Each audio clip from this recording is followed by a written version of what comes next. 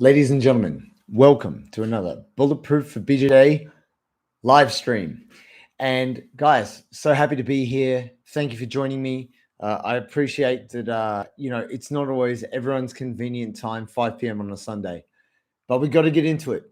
Today, we are talking about competing being the heart of BJJ. Now, there's going to be plenty of people out there who are like, I don't compete. I'm not a competitor.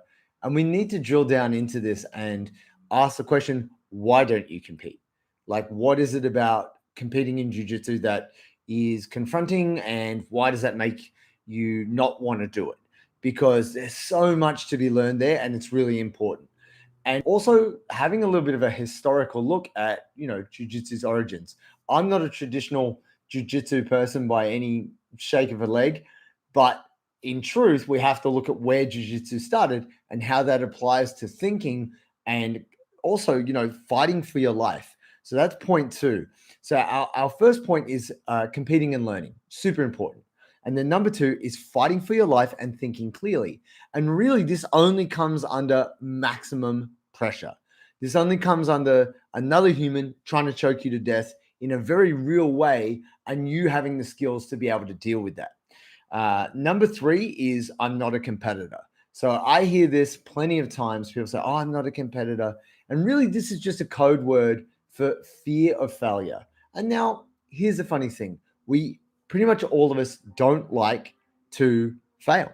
It's really simple. We feel embarrassed. We don't want other people to see us suck.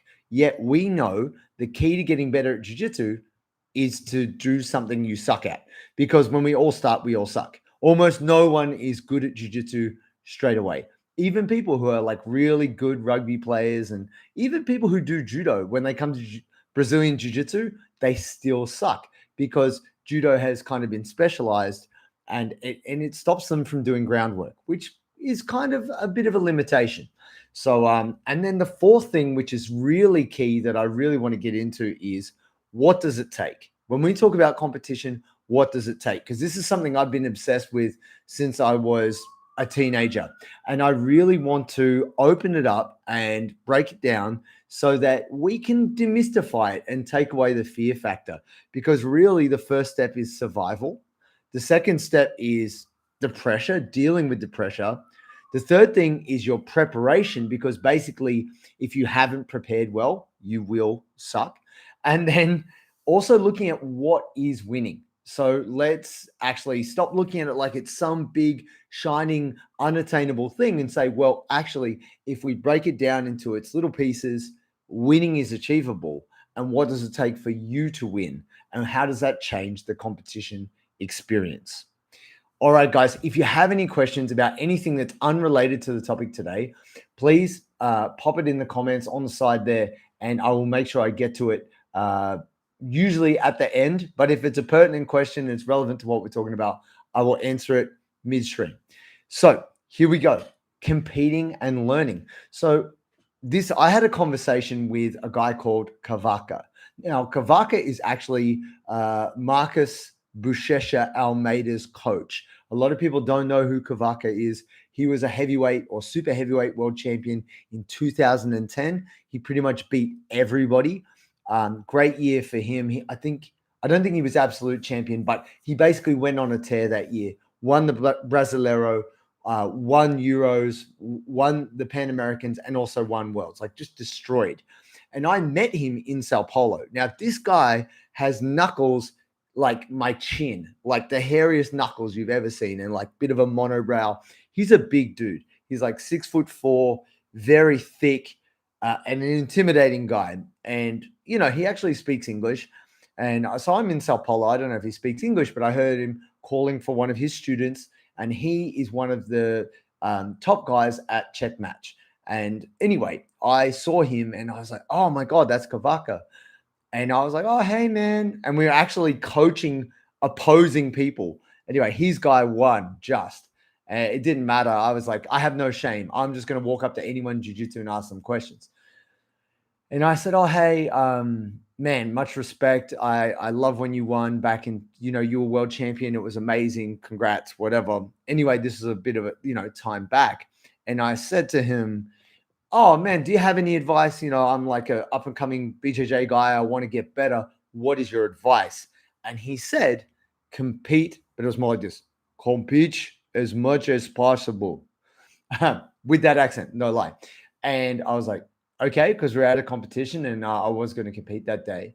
And this is what he said to me: one competition, like just one day of competing, win or lose, is worth 4 weeks of training. That was his evaluation. So if you think that, because in Brazil, they have competitions every single weekend.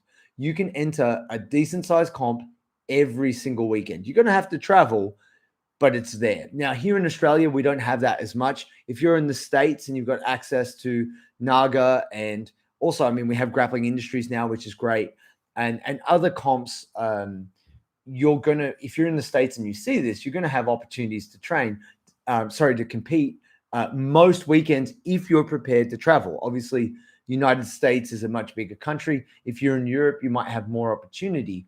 But in Brazil, you can compete every weekend. So if you do the math on that and you say someone who's trained for 3 months versus someone who's trained for 3 months and competed every single weekend, and we trust the logic of a very achieved world champion, Cavaca, also a great coach, because obviously Marcus Buchecha Almeida got a lot of his game from Cavaca.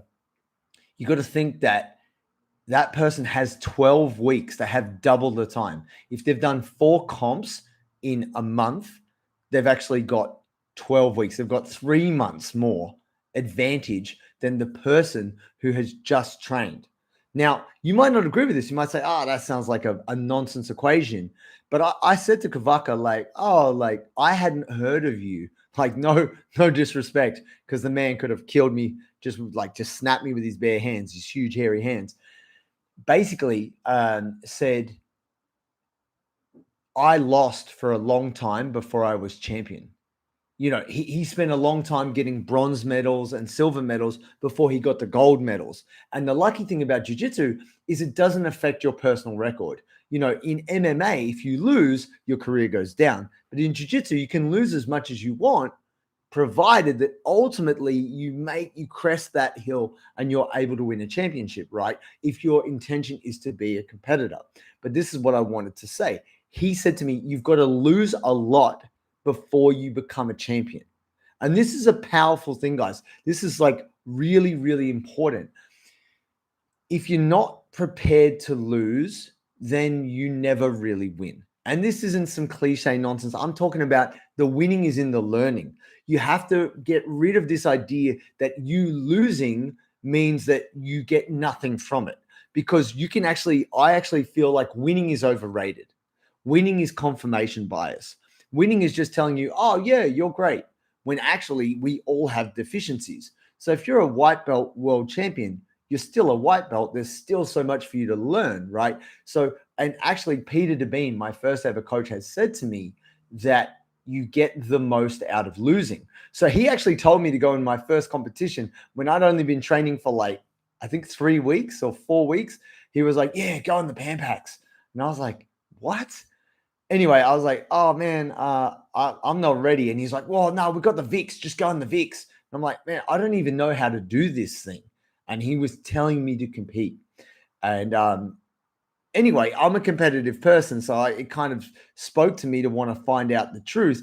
And it was terrible. My first competition was terrible. I had my first ever match against Reed Real. Now, if you guys don't know who Reed Real is a huge human. He is now the head of sports nutrition and I think partly the conditioning unit at the UFC Training Institute in China, in Shenzhen. So, I mean, Reed is very achieved. He was working at the AIS. He is a black belt. He's a legend. But at that time, he was young as hell. I think he was like 17 or 18 and just killing people. I was 26, 25.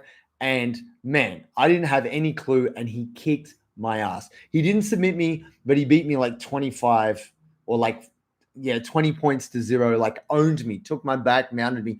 He didn't submit me. Fingers crossed. That was my little win out of it. But I just realized this guy was so well prepared. He's much younger than me, but he was just so well prepared. I wasn't, and he owned me. Then in my second match, I had a stalemate where I fought a good friend of mine, Frank. He pulled guard on me, kept me in close guard the whole time. And right at the end, he tried to sweep me, kind of half took me down, and it was the end of the match. And the referee was like, that was pathetic. I give that guy an advantage because you two did nothing. He was so disgusted with us. So my man, Frank, won. Shout out to Frank. And Frankie, four fingers.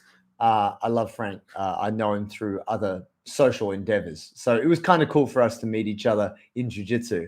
But I learned so much from that competition. Even though I sucked and I lost both my fights, it definitely opened my mind up to like, what do I need to work on? And this is absolutely key. You're not always going to get that kind of blunt, honest feedback from your coach. Why? Because your coach doesn't want to break your heart. And two, because he wants to keep you as a customer. Your competitor doesn't care. A competitor just wants to kill you and be done with it. Like submit you, boom, see you later.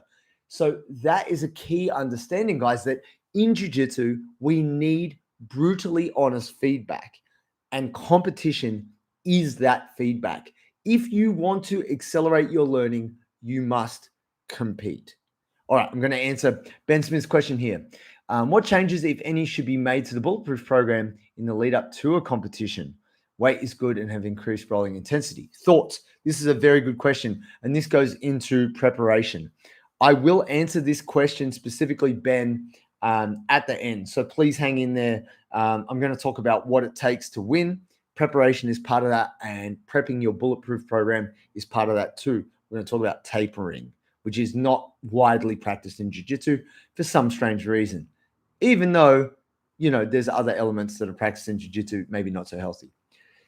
Number two, guys, is fighting for your life and thinking clearly. Now, I don't know how many of you out there have actually had someone way bigger than you on top of you choking you. Like getting cross-choked from mount is pretty brutal. Or even just having someone who outweighs you by 20 or 30 kilos sitting on mount, you trying to breathe and they're crushing your chest. You're like, my God, get off me.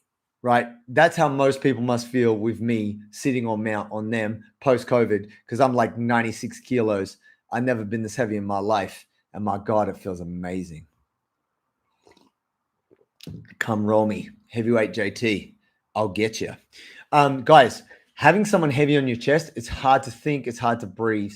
You're absolutely fighting for your life. Now, we're going to take it back to samurai days, because really that's where jiu-jitsu came from. When we think about ancient Japan and hand-to-hand fighting, jiu-jitsu was essentially what samurais did in terms of hand-to-hand combat when they didn't have swords. If they didn't have weapons, they didn't have arrows, and they're just fighting hand-to-hand, they would do throws and they would do arm bars and chokes, because they're essentially trying to disable and kill their enemy. So it's a very different thing when you are actually trying to kill somebody or, you know, permanently disable them, right? And I'm not saying this because I'm into traditional martial arts or I believe that jiu-jitsu is the best form of self-defense. I actually do not believe that, even though a lot of people out there try to push jiu-jitsu as a form of self-defense. Yeah, obviously, if you've trained jiu-jitsu, that's great. Brazilian jiu-jitsu is amazing in terms of being able to choke people and all of that. And if you learn really good takedowns and throws, that's great too. But in truth, for me personally, if you just gave me anyone and you're like, oh, I want to train them up so if they get in a street fight, they'll be okay, I would say, look, do Muay Thai. Like knees and elbows are the most devastating strikes you've ever seen. If you try and shoot in on someone, like try and wrestle to take them down, and they've done Muay Thai and they knee you in the face, Ben Askren, who else? Think of any countless cases of somebody shooting at the same time someone does a knee. It is bad town, my friends. Now, I'm not saying that this is always the way, right?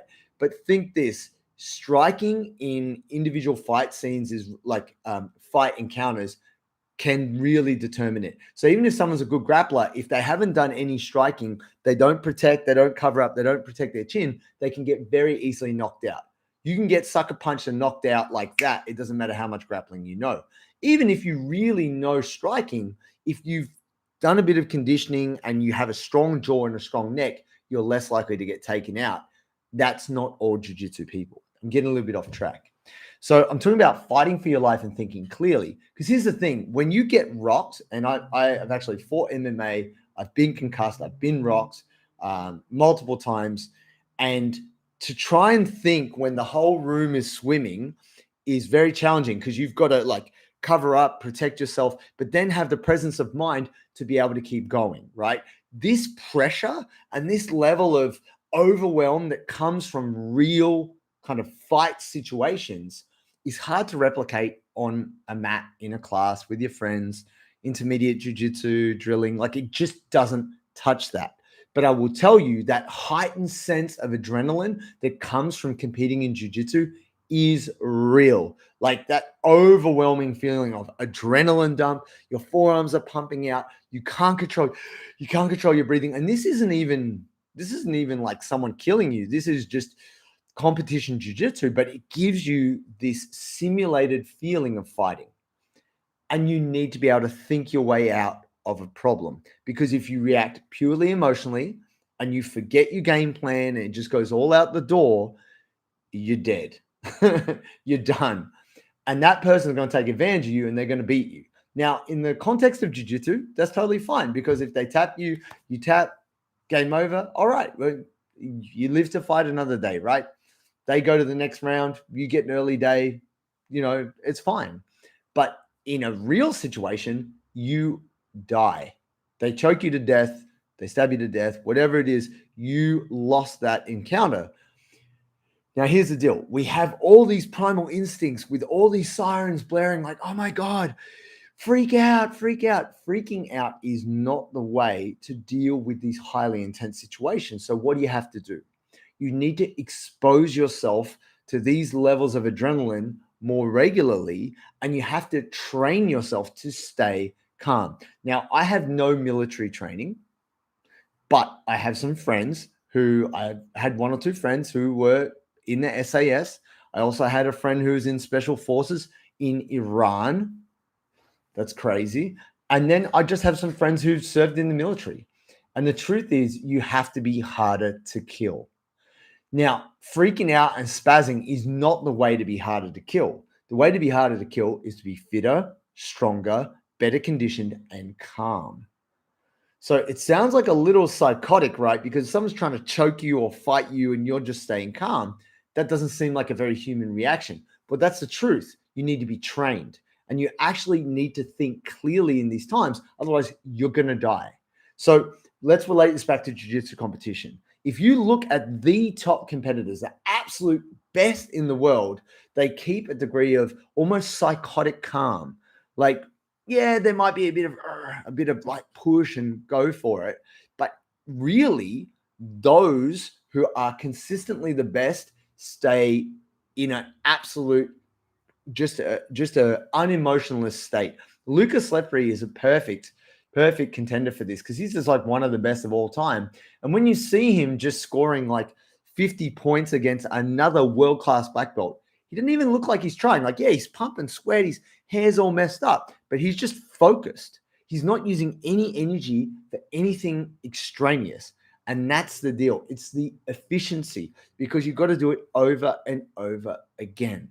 And here's the deal. You will not solve the problem in front of you by freaking out. This relates to life as much as it does to jiu-jitsu. Essentially, for you to get what you want, you have to think your way out of the problem. And we learn it over time, right? Like when we start jiu-jitsu, it's all crazy. And then the time we get to blue belt, we're like, okay, I think I know what's going on. And then you're plotting and planning a bit more, but maybe you still make a lot of mistakes. Time you get to purple, you have a good idea of what you need to do and what you need not to do. And then you start to really get your game going. Then by the time you get to brown belt, you've gone pretty much full savage. You've dedicated a good portion of your life to this, and you know what it takes. And you know, to be a black belt, you have to be tough as hell. So even when someone is trying to tear your ligaments, you have to think clearly, because this is the only way that you're going to succeed. So it takes a process of learning, guys, but you competing exposes you to that high level of adrenaline that you must overcome, train yourself to be calm, and ultimately get better. If you do not expose yourself to this level of pressure, your technique is unproven. It's simple. Now, I might get some hate for this. I might get a few people giving me some thumbs down because they're like, well, I don't like competing. Well, we need to talk about that. And that brings me to point 3. I'm not a competitor. What are you talking about? This is life. I don't compete. It's not for me. Okay, understandable, but you do jiu-jitsu, don't you? Yes. Okay, cool. So when you are rolling on the mat, you're competing. It doesn't matter what you say. Oh, it's my technique versus his technique. But yeah, it's a competition as to see whose technique is most effective. I'm not a competitor, in italics, is code word for fear of failure. This is holding your jiu-jitsu back. If there's anything that's slowing down your progress, it's fear. Because in truth, when you do a competition, now, if any of you watching this, if you've competed multiple times, you know what I'm talking about.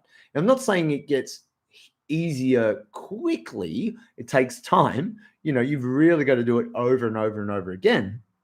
But ultimately, it's not that you don't feel anxious or you don't feel the nerves. You still have a degree of primal reaction, but it's how you use it. So here's the thing. If you've never been exposed to it, it's very overwhelming. But if you're like, okay, here we go. I got the tingles. I'm sweating. I got to slow my breathing down. Focus your mind. Everybody's different, right? I'm a hype beast. I'm like, give me the caffeine. Let's go. I've actually got to cap it. I've got to limit my, like, where I go with it, because basically I can get overstimulated and then I kind of bottom out. I get too psyched and then my adrenaline peaks and then I'm off the radar, and then actually ultimately I gas. So that's the thing. I bring my adrenaline up to a high level, but I keep myself from redlining. And that's the thing. If you've never done it, if you've never totally blown out on adrenaline and felt yourself just go over the top and then completely get exhausted, you don't know what I'm talking about. And that's okay. But you need to know where that line is. You need to know where your red line is. You need to know what your tolerance for stress is. Otherwise, you really don't understand yourself. Now, plenty of people will be like, well, I don't need to know what that is. Well, you do, because ultimately you're going to hit that situation in training. And you're also going to hit that situation possibly in a grading. If you expect to go up belts, you expect to go on this journey in jiu-jitsu, yeah, you can take 20 years about it. Sure, but you don't need to. Let me save you the time. Let me save you the energy. And also let me save you the heartache of sucking. Now, yes, it's okay to suck, but don't repeat your mistakes. It is actually a mistake to not lean in on sucking. Dilly and dallying around the edges and being like, nah, well, if I don't put my hat in the arena, then I don't have to experience that loss. It's not that bad, right? It sucks. So dive in head first. This is truth. I'm giving you absolute, no bullshit, straight up truth. If you're my student and you say to me, what is a way for me to get better? If I feel you're ready, and it doesn't take much for you to be ready, I will say compete. This honestly has helped me immensely. Even though there's many other components to improving in jiu-jitsu, if you do not compete, you are going to slow down your growth and development. It is essential. Now, let's have a look at this. You will fail. You will suck. You will get injured. All of these things.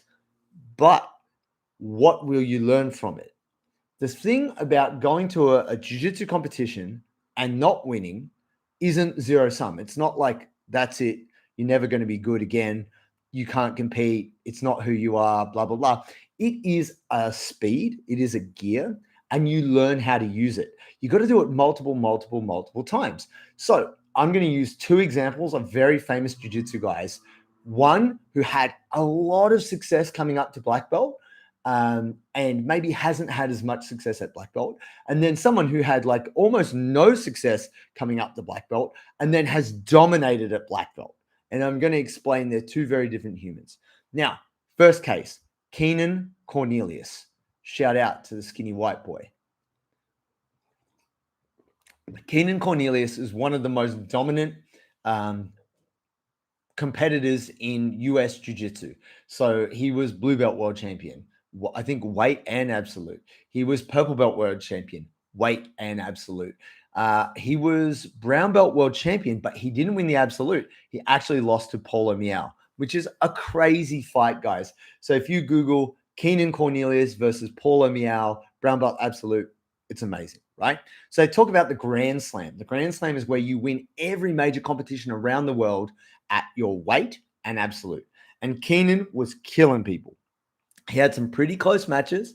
A good friend of mine, Fernandinho, he just beat Fernandinho by like an advantage in Brazil. And at this time, Keenan was training at Team Lloyd Irvin, and they had a bunch of like really tough jiu-jitsu competitors there. JT Torres was also there. Mike Fowler was there. Your boy, what's his name? 50-50. It'll come to me. I apologize for not remembering. He was also at Team Lloyd Irvin. Ryan Hall, Dr. Ryangle, when he was a purple belt, he was killing everybody. They were all out of Team Lloyd Irvin, and they had this Metal Chasers team. Anyways, a lot of controversy at Team Lloyd Irvin, and because of that controversy, Keenan left and joined Atos. Now, Keenan got his black belt from Andre Galvão, and he hasn't really won huge tournaments at black belt. I think he might have won the Europeans at his weight. He lost the absolute. It's not that Keenan isn't a great competitor. I believe he got silver at the ADCC. He lost to Gordon Ryan. No shame in that. He also beat Craig Jones. Ha ha ha. Like Keenan is an amazing, amazing athlete. But since he's hit black belt, he hasn't had the same winningness as he did lower in the ranks. Keenan would always talk about like vomiting before competing. He was so nervous. He felt so much pressure. It was a terrible experience for him. He actually said that he just felt relief when he would win. He didn't even feel good. Imagine that. Now, we're going to contrast Keenan's winningness with Leandro Lo. Leandro Lo is the GOAT. He's the guy who's done it pretty much bigger and better than anyone in terms of he started as a lightweight. He won a world championship at lightweight, a couple. Then he went to welter. Then he went to middle heavy. Then he went to heavyweight. Then he went to super heavyweight. He is also an absolute world champion. He is the only guy to do this. He's the Manny Pacquiao of Brazilian Jiu-Jitsu. Now, a lot of people don't know that Leandro Lo didn't really win, I think, a Brasileiro or a world championship, I think, till about brown belt. It was around brown belt when you started to see Lo win things. And there was one particular title, I believe it was at brown belt, where people went, this guy seems kind of good, but he didn't have his game down. He worked crazy hard training at Cicero Costa, which is a Projeto Social run by Cicero, and it's for free. And it's basically the ghetto kids in Sao Paulo. Like they train for free, it's taught for free. And that's where the Miao brothers really made their game before they moved to the States and helped start Unity. And Leandro has done more winning at black belt than most black belts, other than, say, Bruno Malfacini, who's like a 12-time world champion, and then a guy like Buchecha, who's his best friend, right? These guys are legends. Now, here's the thing. Lo lost and lost and lost and lost and lost. And you would say, if you kept showing up and all you kept doing is losing, you would stop. You go, I'm not made for this. But he didn't. Leandro is a madman, and he is possessed, and he kept fighting and fighting, and he has become one of the greatest jiu-jitsu competitors of all time through simply applying himself, training as hard as physically possible, and not giving up. And you know what? He doesn't care. That's the funny thing. A guy like Keenan cares so much and gets so nervous. Leandro will be like drinking beers the week of a competition. Like that's what he's like. He has no idea about nutrition. He'll drink beers after training. He'll drink a whole liter of Coke. He'll eat burgers. Like he just doesn't care. And this is his strength, right? A lot of us are held back by what other people think of us and caring so much. And if we understood that it wasn't helping us, even with that cognitive recognition that, this isn't helping me, we still do it because we're conditioned since we're kids. We're conditioned to fit in. We're conditioned to care what people think. And so we just stick to that. And what has made Leandro so great, obviously, apart from his intensity and lifetime dedication, is he doesn't give up. He doesn't care at all. but he keeps going. And it is that persistence which has really made him so great and so winning at the highest level. He keeps showing up and he doesn't care what you do. He's doing his thing. This is an important lesson on why you need to compete, because you need to teach yourself to not care about people watching, to not care about the crowd, to not even really care about your competitor. Just focus on what you're doing and how you're improving. This is key. All right, guys, what's it take? So Ben has asked a really good question here. He said, doing the Bulletproof program, weights on point. How do I change the Bulletproof program to fit in with a competition prep? Now, the first step is survival. If you are not surviving in training, then yeah, okay, you're possibly not ready for a competition. If you are getting absolutely submitted every single time and you have no semblance of a guard, you have no takedowns, then yeah, don't compete. Simple. Survival is the first step. But once you can do a takedown, you can defend an armbar, you know how to get out of a choke, you know how to apply an armbar, you at least have some very basic jiu-jitsu mechanics. Let's test those techniques, right? You're telling yourself it works, but we got to see for real. And the crucible of competition is how you test it. So once you get on top of your survival, then we've got to go to the next step, which is pressure. So you've got your techniques. Hey, they work in class. It works 100% of the time, 60% of the time. Oh, yeah. It works on white belts. That's what they tell me. I smash those white belts. Basically, when people say it works on white belts, it means it works on people who don't know jiu-jitsu. That's true. You could be a white belt for 2 years. You still do not know much jiu-jitsu, right? Does that mean that you shouldn't do a competition? No, you should do a competition. I encourage most people to do a competition within 6 months of starting jiu-jitsu. Why? Pressure. You need to know what the pressure of competition is like, because this is absolutely essential for knowing if your technique stands up. Your coach is going to be nice to you. Well, unless I'm your coach and then I'm going to be brutal to you.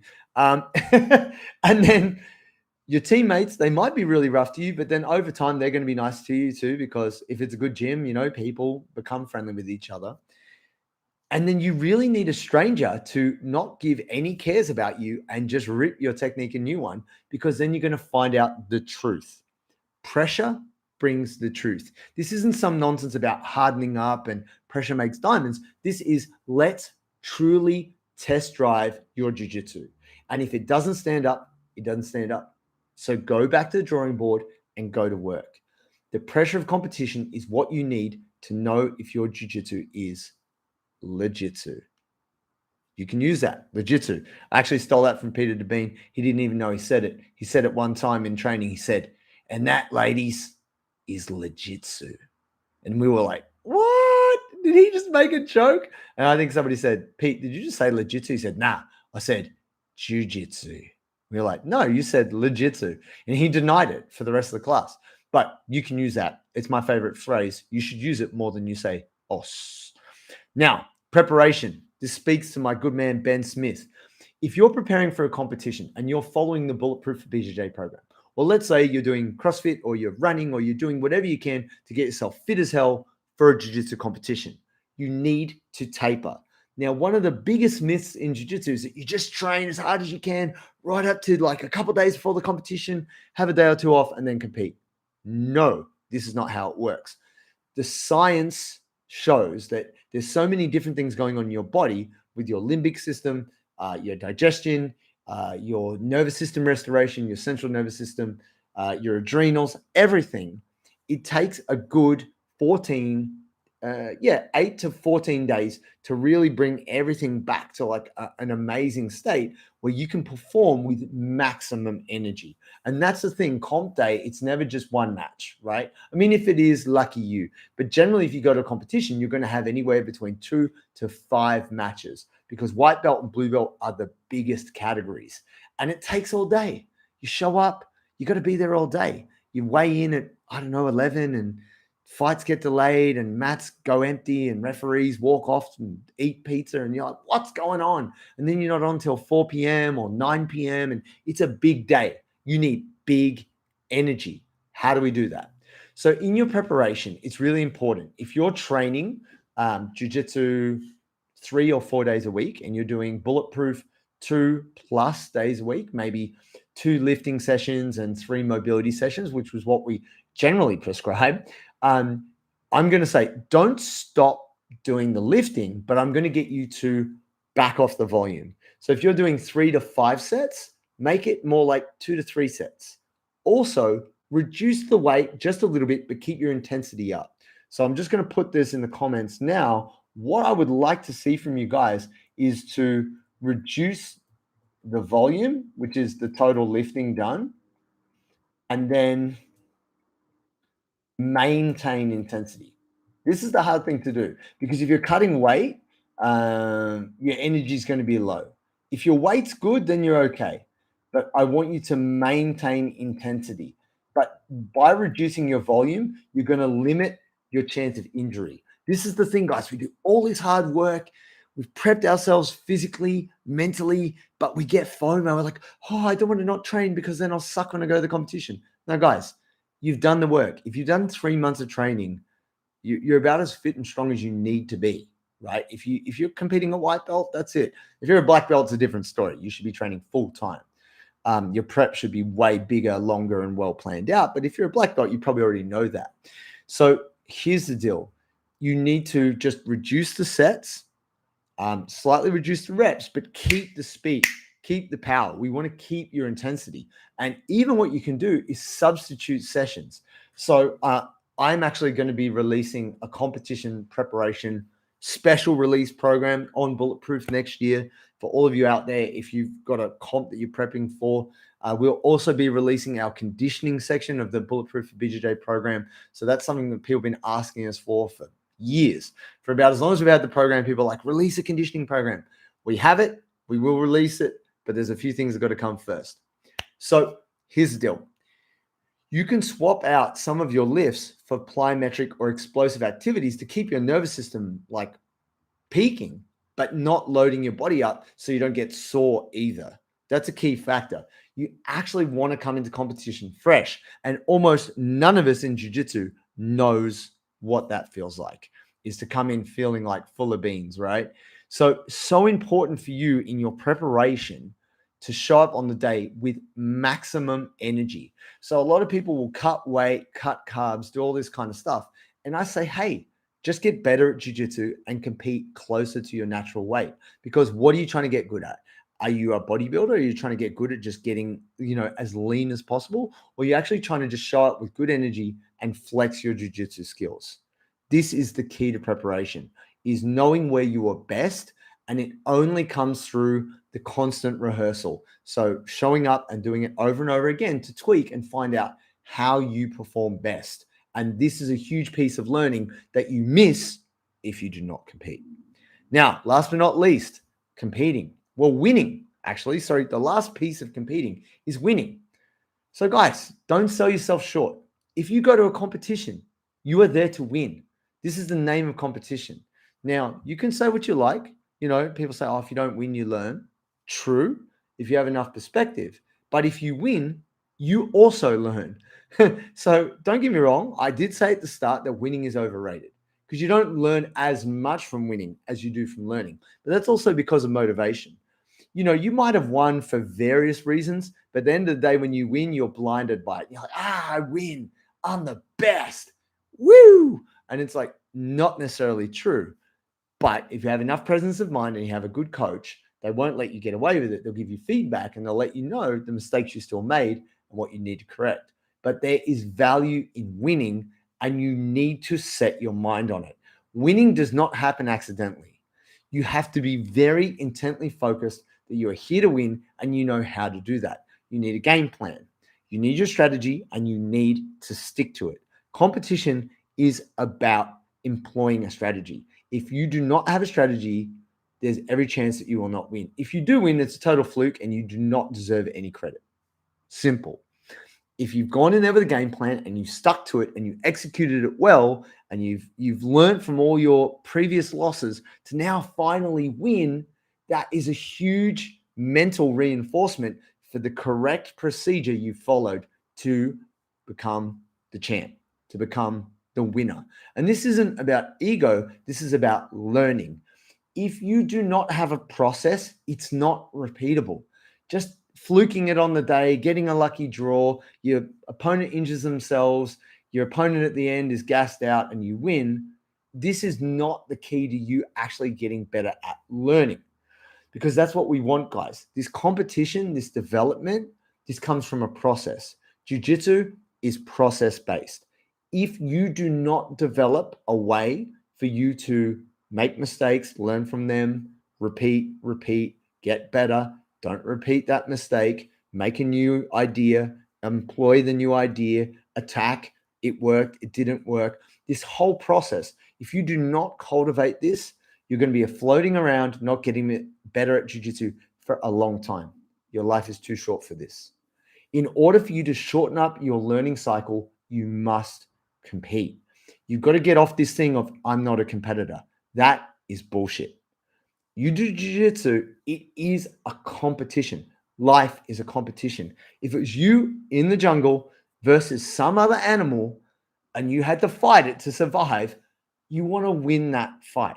Now, I'm not trying to get too basic here. I'm just saying, if you want to get better at jiu-jitsu, you must fight for it. No one is interested in you getting better at jiu-jitsu more than you. That is the way it works. This is the same in life. No one should be more interested in your personal development and your acceleration more than you. I mean, maybe your mum, right? Great. Thanks, mum. Love you, mum. That's great. She also wants you to buy that house and have those 3 kids. So, but this is what I'm saying to you.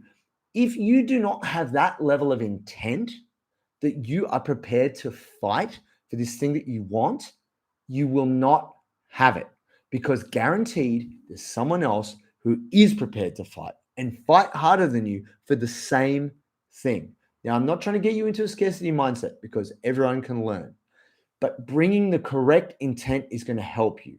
So I really want you to think about this from a psychological standpoint. Competition is the heart of BJJ in terms of fighting for your life, staying calm, thinking clearly, learning and succeeding, and ultimately winning. And the winning is not about medals. The winning is about mastering yourself under pressure. And competition does that for you. And that's why you need to compete. All right, my friends, I appreciate you. Thank you for showing up today. Thank you for tuning in. I understand Sunday, you could be anywhere else in the world, but you're here with me, and I appreciate that.